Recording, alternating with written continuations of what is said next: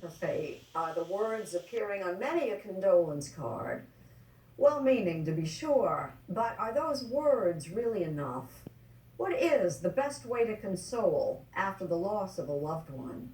Our cover story is reported by Susan Spencer. You look like somebody who's in love. Oh, we were so happy. Leslie Gray Streeter says the wedding pictures tell the tale You're glowing. Oh, thank you. I know. of her picture-perfect marriage to husband Scott. What was Scott like? He was hilarious and funny. I met him when I was 14. We were in high school together in Baltimore. And They went their separate ways, but as if by fate, 20 years later, both moved to West Palm Beach, Florida. They reconnected, and then they really reconnected. he emailed me and said, "Can I take you out for a drink?" And then I walked in and he smiled at me and I went, "Oh." His eyes were so like, and I was like, "Oh, that's that guy. That's that guy." You know, we throw around the words love of your life. Yeah, Does that fit? it does. They married, but tragically, only 5 years later, at age 44, Scott died of a heart attack. Leslie's grief was all-consuming. We had so many plans, just so many things he did not get to do, and it wasn't fair. It's not fair.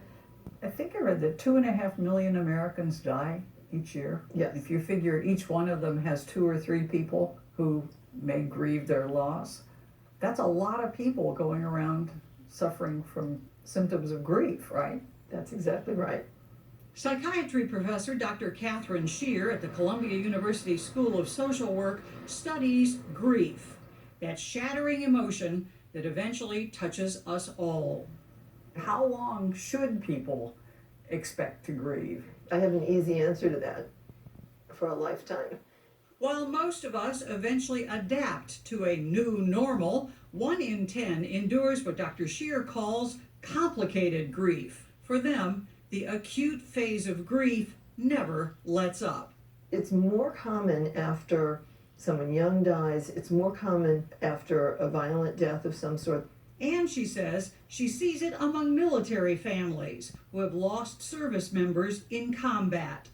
If it's not dealt with, what happens to people? It really kind of ruins a person's life. I mean, it makes it very difficult to engage in anything meaningful and connect with other people.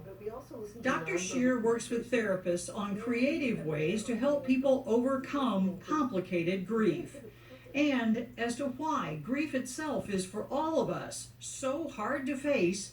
We all have death anxiety. That's very natural. We don't want to be reminded. We don't This want to is be where we're all reminded. ending up. Exactly.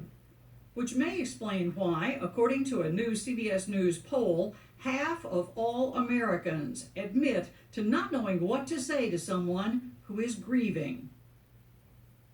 The reason that a lot of people weren't asking me to really share how I was feeling with them was because they didn't want to know the answer. They were uncomfortable around the topic of loss. Rebecca Sofer was a rising young producer for Stephen Colbert in 2006 when her mother was killed in a car crash. At 30, she says, she felt like an orphaned child. I just kind of went into this, almost like this mental silence because everything was so overwhelming to me. You were close to her? She was my best friend. She was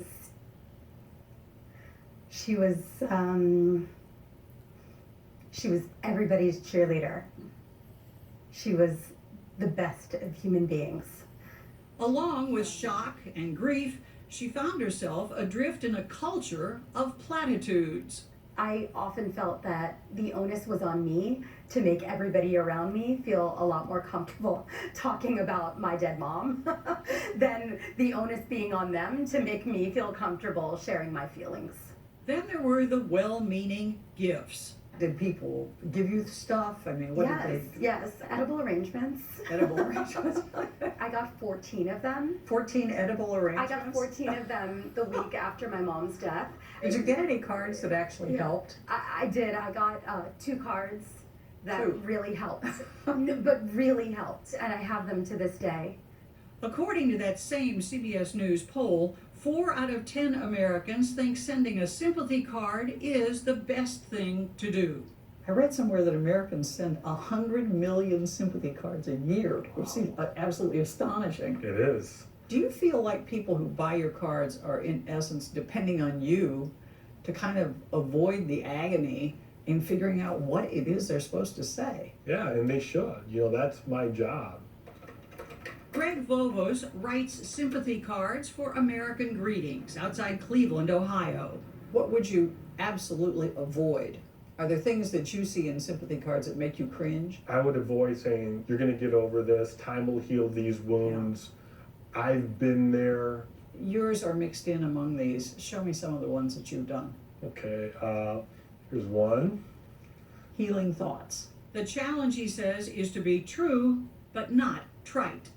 You're writing a card for a moment that is the most personal time in someone's life. There are no words, but there are heartfelt wishes. Writing about grief is something Rebecca Sofer also understands. 4 years after her mother died, her father died too. In 2013, she and a close friend co-founded Modern Loss. So here's our homepage, and as you can see, it's very simple. She sees it not just as a website, but as a movement built on shared personal stories of grief from around the world, sometimes with an unexpected twist. So this is a piece that makes me laugh time and again. What mom would have thought of the Kardashian clan? Yeah. Says the real reason I miss her is because she's not here to discuss reality TV with me. Yeah. With titles like My Grief is Bleeping Funny and The Surviving Spouse's Guide to Surviving a Hallmark Holiday, it's not exactly Grandma's take on grieving. It sounds like you're just basically trying to blow up all stigma that's attached to grief. Yeah, we are. People think it's contagious, like they're going to catch grief. But it's like, you're not. It's that stigma. It is. You're not going to catch grief. It's not a thing. Which brings us back to Leslie Gray Streeter, a writer herself for the Palm Beach Post. She discovered Modern Loss while trying to cope with Scott's death. You read it and you go, someone else feels like me. Someone else has to get up in the morning and put on earrings and find their keys and figure out what to eat for breakfast and still have this elephant stepping on their chest, this grief and this pain. As if to show that there are no rules for that, Streeter submitted her own essay to Modern Loss. What I Did with My Husband's Life Insurance Money. Let me see it. That was gorgeous. Thank you. What she did was buy a sparkling new stone for her engagement ring. She'd lost the original while Scott was still alive. It made me feel like he was still here. Well, he'll always be a part of you, right? Always. Always. He was so cool. Grief is the thing that levels us all. Grief is the thing that pulls all of us together. You want more? Okay. Rebecca Sofer's mission today, to spread that word. Dealing with death is simply part of living life. Oh my.